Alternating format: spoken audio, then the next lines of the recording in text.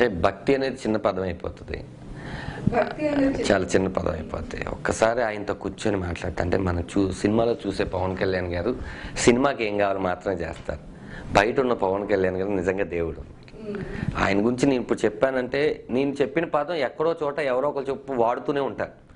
కాబట్టి అది నేను కాపీ చేసి మాట్లాడుతున్నట్టు ఉంటుంది. మనస్ఫూర్తిగా చెప్పాలంటే నేను చిరంజీవి గారి ఫ్యాన్ అండి.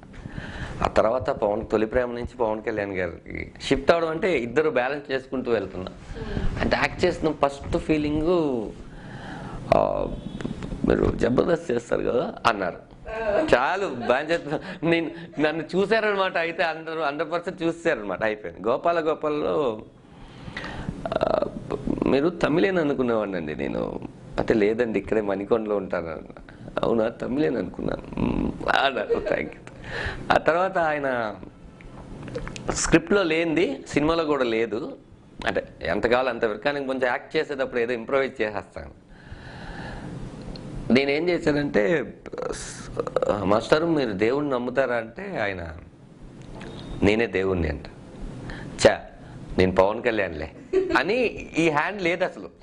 నేను అలా పెట్టాను, నేను పవన్ కళ్యాణ్లే అని. అవునా అనగానే ఆయన అవునా సార్ గ్లాడ్ టు మీట్ అని చేయించారు. అది సినిమాలో ఉండదు. నాకు ఏం చెప్పాలో అర్థం కాలేదు. టక్మని చేయించేసరికి అన్న చాలా అసలు సూపర్, మంచి ఎక్స్పీరియన్స్.